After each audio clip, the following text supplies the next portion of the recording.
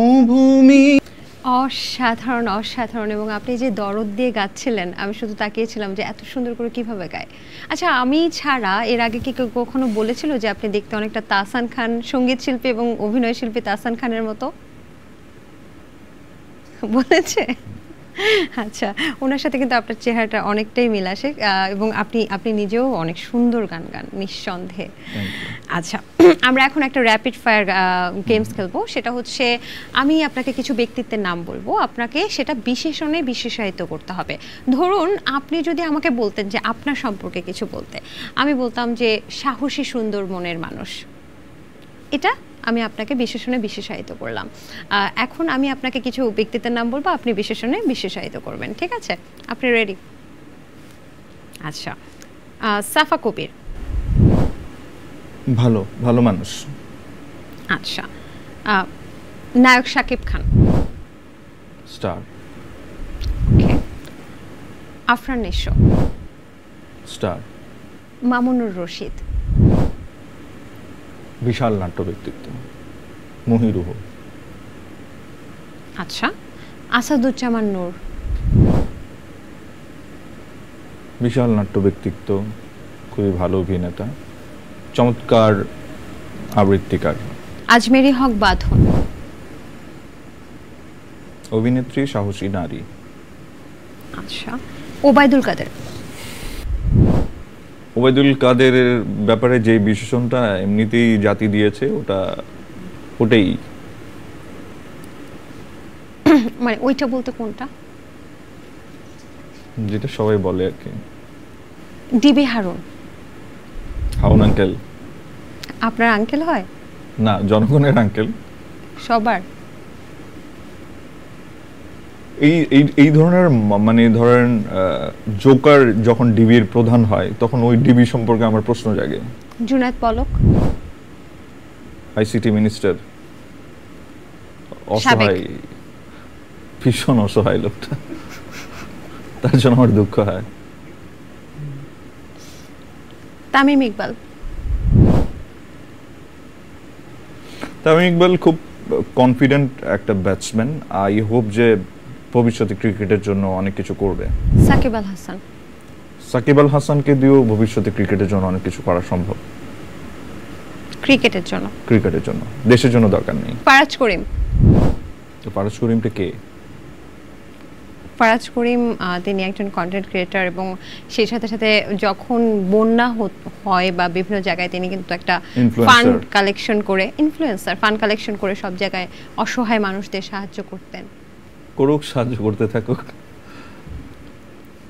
ওনাকে কি বিশেষণে বিশেষায়িত করবেন? আমি ওনার সম্পর্কে খুব বেশি জানি না আসলে। আচ্ছা আচ্ছা, সুলাইমান সুখন। হ্যাঁ, মোটিভেশনাল স্পিচ দেয় জানি, কিন্তু এই আন্দোলনে তাকে দেখা যায়নি। তাহলে কি বিশেষণ করবেন আপনি? সুবিধাবাদী। সুবিধাবাদী। আচ্ছা, তৌহিদ আফ্রিদি। থাক, বিচার অনেক কষ্টে আছে। সাবেক বিচারপতি মানিক। ও ক্যাডা বুঝছে কি? আমাদের চাটগায়া কিছু টার্ম আছে, মানুষ বুড়ো হয়ে গেলে খ্যাটকেটে হয়ে যায় না, ওই খ্যাটকেটে লোকদের সবকিছু আমরা মাফ করে দিই। এই আন্দোলন পরবর্তী সময় এবং আন্দোলনের সময়টা লম্বা একটা সময়, কিন্তু এই সময়টা যারা মিডিয়া ব্যক্তিত্ব, যাদের শুটিং ছিল কিংবা যাদের নাটক চলছিল, সিনেমা চলছিল, সবকিছু কিন্তু একটা স্থবির পর্যায়ে, এখন কিন্তু বন্ধ আছে সবকিছু। তো সেক্ষেত্রে কি আপনাদের মিডিয়া ব্যক্তিত্বদের কোনো ক্ষতির সম্মুখীন হচ্ছেন কিনা বা এইটা কিভাবে পোষাচ্ছেন একটু আমি জানতে চাচ্ছি। ক্ষতি হচ্ছে মানে কাজ হচ্ছে না। কাজ হচ্ছে না। যে সমস্ত কাজের শিডিউল ছিল ওই কাজগুলো সব পিছিয়ে গেছে। আর মানে ধরেন সামনে যে কাজগুলো করার নিয়ে আলোচনা হচ্ছিল ওই আলোচনাগুলো থেমে গেছে। সামগ্রিকভাবে কাজের জায়গায় একটা বিশাল স্থবিরতা এসেছে। তো এটা শুধু যে আর্টিস্টদের উপরে পড়েছে তা না, ধরেন ডিরেক্টর, ক্রু, সবার উপরেই এসে পড়ছে।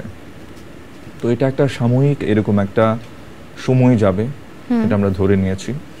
সেটা খুব বেশি দিন না যাক, এটাই চাই। আচ্ছা, তো এখন তো আবার আরেকটা রিপোর্টে শোনা যাচ্ছে যে যে ইনভেস্টররা ছিল সিনেমা বা নাটকে, তারাও যেহেতু সরে পড়েছে, নতুন নাটক বা নতুন সিনেমার জন্য কিন্তু ইনভেস্টর পাওয়া যাচ্ছে না। এটা কতটুকু সত্যি বা যুক্তিযুক্ত বলে আপনি মনে করেন? হতে পারে, কারণ ক্ষমতার সংশ্লিষ্ট অনেকের কাছে অনেক ধরনের টাকা ছিল, অনেক উপরি পয়সা ছিল, অনেক ব্ল্যাক মানি ছিল, যেগুলোর কিছু কিছু টাকা হয়তো এখানে ইনভেস্টেড ছিল। তারা হয়তো কিছুদিনের জন্য গা ঢাকা দিয়েছে, তাতে হয়তো একটা বিশাল অংশ সরে গেছে। আবার হয়তো প্রপার রেগুলার ইনভেস্টর যারা বা প্রপার প্রডিউসার যারা, ওরা যখন আসবে আবার ঠিকঠাক কাজ শুরু হয়ে যাবে। আপনার সম্পর্কে একটা মিম তৈরি হয়েছিল ছাত্র আন্দোলনের সময়, সবচেয়ে সস্তা তখন কি ছিল? জীবন। আমরা মিমটা দেখেছি এবং সত্যি সবচেয়ে সস্তা তখন জীবন ছিল।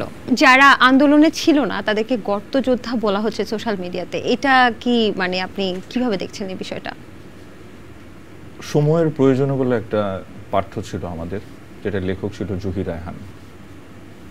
সময়ের যখন ডাক আসে, সময়ের প্রয়োজনে যদি আপনি দাঁড়িয়ে না যান, আপনাকে আফসোস করতেই হবে সেই সময়ের জন্য। তো কেউ আফসোস করবে, কেউ এই সময়টায় যারা দাঁড়িয়েছিল তারা ওটা নিয়ে গর্ববোধ করবে বা ওইটা ওদেরকে গুড ফিলিং দিবে।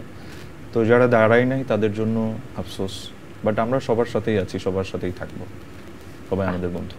চমৎকার। এবং আপনি আপনার অভিনয়ের মাধ্যমে প্রত্যেকটা মানুষের হৃদয় জয় করেছেন। দেশের জন্য হিরো আসলে ছাত্ররা, আমরা আসলে ওদের সাথে যা সংহতি জানিয়েছি। আমাদের সাথে আমি আমার কিছু বন্ধুদের নাম স্মরণ করতে চাই, সব খুব অ্যাক্টিভ ছিল। জাকিয়া বাড়ি মমো, আজমেরি হক বাঁধন,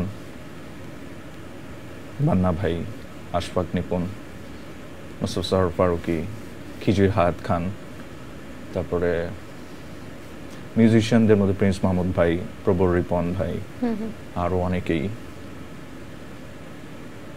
ওরা প্রত্যেকেই খুব অ্যাক্টিভ ছিল। ওনারাও আমাদেরকে ইন্সপায়ার করেছে, আমাদের অগ্রজরা। প্রিন্স ভাইয়ের কথা বিশেষভাবে বলতে পারি, আব্দুল নূর তুষার ভাইয়ের কথা বলতে পারি।